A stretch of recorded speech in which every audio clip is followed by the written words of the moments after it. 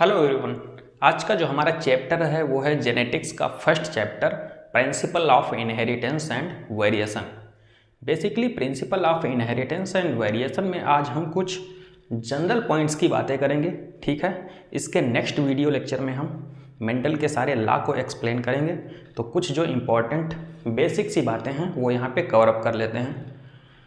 तो Mendel's hybridisation experiment, Mendel के hybridisation experiment की अगर बात करते हैं तो मेंडल ने जिस प्लांट को यूज किया था हाइब्रिडाइजेशन प्रिंसिपल में वो था हमारा पी प्लांट, मटर का पौधा।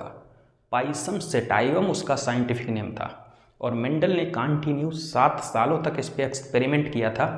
वो ईयर भी इम्पॉर्टेंट है, 1856 से लेकर के 1863 तक, 1856 टू 1863, क्लियर। और इस पाइसम सेटाइवम में क्रोमोसोम नंबर जैसे ह्यूमन में 23 पेयर होते हैं, ऐसे ही इस पाइसम सेटाइवम में क्रोमोसोम नंबर की बात करते हैं तो 14 क्रोमोसोम नंबर होते हैं, क्लियर। कुछ और बेसिक सी बातें हैं जैसे number of P plant at starting, कितने पी प्लांट्स को लिया था तो वो पी प्लांट का नंबर था 14, ठीक है। 14 ट्रू ब्रीडिंग प्लांट वेराइटी थी। और नंबर ऑफ कैरेक्टर्स की बात करते हैं तो 7 कैरेक्टर, अभी यहाँ पे एक्सप्लेन किया है हमने कैरेक्टर्स को। और नंबर ऑफ ट्रेट को कितना कंसीडर किया था उन्होंने, 14। तो याद रखिए ये एग्जाम में आ चुका है नीट में कि अगर कैरेक्टर्स पूछता है तो 7 और ट्रेट पूछता है तो 14, क्योंकि एक कैरेक्टर के पास 2 ट्रेट दिखा है। बेसिस कैरेक्टर्स और ट्रेट की बात करते हैं।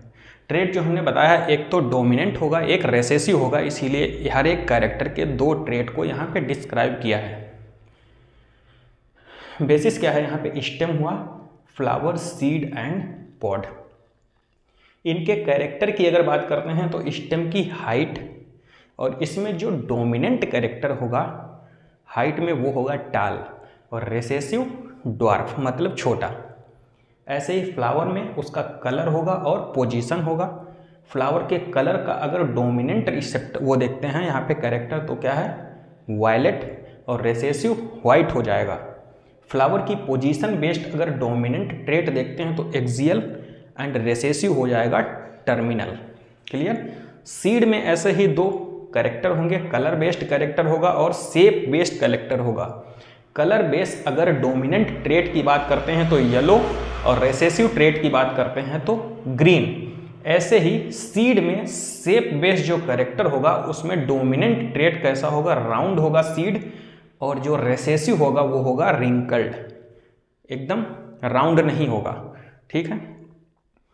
पॉड जो फली होती है ना उसमें 2 कैरेक्टर हैं, कलर बेस्ड और शेप बेस्ड। तो फली का जो कैरेक्टर होगा मतलब ट्रेट होगा डोमिनेंट वो ग्रीन हो जाएगा, और रेसेसिव ट्रेट होगा येलो। ऐसे ही शेप जो कैरेक्टर है पॉड का, वो ट्रेट जो डोमिनेंट ट्रेट हो जाएगा वो होगा इन्फ्लेटेंट, फूला हुआ, ठीक है। और रेसेसिव होगा कंस्ट्रिक्टेड, चिपका हुआ। तो ये ओवरऑल हमने कैरेक्टर और ट्रेट के बारे में हमने बता दिया है। तो कैरेक्टर कितने बताए थे, 7, तो काउंट कर सकते हैं 1 2 3 4 5 6 7 कैरेक्टर हैं, और इसको डबल कर देते हैं क्योंकि डोमिनेंट और रेसेसिव तो ये उसके ट्रेट हैं, तो टोटल नंबर ऑफ ट्रेट कितनी हो जाएंगी, 14, क्लियर। अब यहाँ पे कुछ इंपॉर्टेंट पॉइंट दिए गए हैं जो यहाँ पे हम ओवरऑल डिस्कशन कर चुके हैं, क्लियर। तो जैसे हमने बताया कि स्टेम बेस्ड कितना कैरेक्टर है, केवल और केवल एक, क्योंकि स्टेम की हाइट सिंगल कैरेक्टर डिस्क्राइब कर रहा है, ठीक है। तो स्टेम बेस अगर कैरेक्टर की बात करते हैं तो सिंगल होगा। देखो फ्लावर बेस अगर कैरेक्टर की बात करते हैं तो 2 होंगे, कैसे, देखो फ्लावर बेस कौन कौन से, कलर होगा, उसकी पोजीशन होगा। ऐसे ही पॉड बेस कलर और शेप हो गया। सीड बेस अगर देखते हैं colour and shape. Colour base अगर पोजीशन कैरेक्टर देखते हैं तो कलर बेस्ड ओवरऑल 3 कैरेक्टर होंगे, हम देख लेते हैं यहाँ पे। एक तो कलर होगा फ्लावर का कलर, सीड का कलर एंड पॉड का कलर। तो सबसे ज़्यादा कैरेक्टर किस में होंगे, colour based character, clear. Position base अगर कैरेक्टर की बात करते हैं तो सिंगल होगा। किसकी पोजीशन बता रहा है यहाँ पे, फ्लावर की पोजीशन, जो डोमिनेंट है एक्सियल, और रेसेसिव किसको शो कर रहा है, टर्मिनल को। तो यहाँ पे कलर बेस्ड याद रखेंगे सबसे ज़्यादा है 3 कैरेक्टर, ये सारे कैरेक्टर जो होते हैं, देखो, जीन फॉर 7 मेंडेलियन कैरेक्टर, ये जो 7 मेंडेलियन कैरेक्टर होते हैं ये क्रोमोसोम नंबर 1457, ये देखो डिस्क्राइब किया है यहाँ पे 1 2 3 4, सॉरी यहाँ पे एक चीज़ इसको सही कर लीजिए, 1 ये है 4 और यहाँ पे 5 और ये है हमारा 7, ये क्रोमोसोम नंबर को डिस्क्राइब कर रहा है, यहाँ पे काउंटिंग सीक्वेंसिंग नहीं है, यहाँ पे 1 4 5 7, तो ये जो है यहाँ पे क्रोमोसोम नंबर पे प्रेजेंट हैं, ये जो ओवरऑल कैरेक्टर हैं। क्रोमोसोम नंबर 1 पे फ्लावर कलर और सीड कलर प्रेजेंट है, 4 नंबर के क्रोमोसोम पे height, pod shape and flower की पोजीशन प्रेजेंट है, 5 नंबर के क्रोमोसोम पे पॉड का कलर प्रेजेंट है, 7 नंबर के क्रोमोसोम पे सीड का शेप प्रेजेंट है। क्लियर? तो ये ओवरऑल जीन जो है हमने कौन से बताए हैं, 1 4 5 एंड 7 नंबर के क्रोमोसोम पे ये ओवरऑल कैरेक्टर्स प्रेजेंट हैं, यहाँ पे डिस्क्राइब कर दिया है। ठीक है, ये एनसीईआरटी में डाटा नहीं दिया गया है। अब बात करते हैं स्टार्च ब्रांचिंग एंजाइम। हमने देखा होगा मटर का जो बीज होता है एक राउंड होता है, एकदम गोल होता है, और एक झुरझुरा होता है जिसको बोलते हैं रिंकल्ड। तो देखो रिस्पॉन्सिबल होता है सीड के शेप के लिए कौन सा, स्टार्च ब्रांचिंग एंजाइम। ये राउंड है, ग्लूकोज से स्टार्च ब्रांचिंग एंजाइम से स्टार्च का फॉर्मेशन होगा, और यहाँ पे देखो जो राउंड होगा वहाँ पे मोर वाटर होगा और मोर ऑस्मोटिक प्रेशर होगा। यहाँ पे स्टार्च होगी तो लो वाटर होगा और लो ऑस्मोटिक प्रेशर होगा, इसकी वजह से क्या होगा, राउंड सीड का फॉर्मेशन होगा। ठीक है, यहाँ पे स्टार्च ब्रांचिंग एंजाइम एब्सेंट होंगे, और स्टार्च ब्रांचिंग एंजाइम एब्सेंट होने की वजह से क्या होगा, रिंकल्ड सीड का फॉर्मेशन होगा। यहाँ पे स्टार्च ब्रांचिंग एंजाइम एब्सेंट हैं। क्लियर? अब देखो स्टेप्स इन हाइब्रिडाइजेशन एक्सपेरिमेंट, कुछ स्टेप होते हैं हाइब्रिडाइजेशन के लिए। तो सबसे पहला होता है सिलेक्शन ऑफ पेरेंट। जब हम पेरेंट का सिलेक्शन करेंगे तो 2 चीज़ें याद रखेंगे, प्योर होना चाहिए पेरेंट और होमोजाइगस होना चाहिए, या तो रेसेसिव हो या तो डोमिनेंट हो। तो प्योर की बात करते हैं, parent are always pure and homozygous, capital T या स्मॉल टी। कैपिटल टी वाला किसको डिस्क्राइब करेगा, लॉन्ग प्लांट को, टाल प्लांट को, और स्मॉल टी वाला डिस्क्राइब करेगा ड्वार्फ प्लांट को। ठीक है, तो प्योर होने चाहिए और होमोजाइगस होने चाहिए। दूसरा क्या है, दूसरा स्टेप जो है वो है इमैस्कुलेशन। कटिंग करेंगे मेल पार्ट को, और इमैस्कुलेशन का जो प्रोसेस होता है वो बाइसेक्सुअल फ्लावर में देखने को मिलेगा, जिसमें मेल और फीमेल पार्ट सिंगल फ्लावर पे होंगे। क्यों? अगर अलग होंगे तो इमैस्कुलेशन की रिक्वायरमेंट नहीं होगी। तो यहाँ पे देखो बाइसेक्सुअल फ्लावर के लिए है। कैसे? ये फ्लावर है, इसमें मेल और फीमेल पार्ट दोनों है, तो इसको रिमूव कर दिया जाएगा अनवांटेड पॉलिनेशन से बचने के लिए। Clear? Flower behave as female flower, जब इसको कट कर देंगे मेल पार्ट को तो फीमेल फ्लावर की तरह ये बिहेव करेगा। फिर क्या है, बैगिंग कर देंगे। क्या कह रहा है, covering of pistil to prevent self pollination या ऑटोगैमी। ऑटोगैमी से बचने के लिए इसको कवर अप कर देंगे हम। ठीक है, और क्या करेंगे, डस्टिंग ऑफ डिजायर्ड पॉलन। इसके बाद डिजायर्ड पॉलन जो है उसके ऊपर छिड़काव करेंगे। फिर बाद में क्या करेंगे, सिलेक्शन कर लेंगे सीड का नेक्स्ट जनरेशन के लिए। तो ये ओवरऑल स्टेप हो गए हमारे हाइब्रिडाइजेशन एक्सपेरिमेंट के लिए।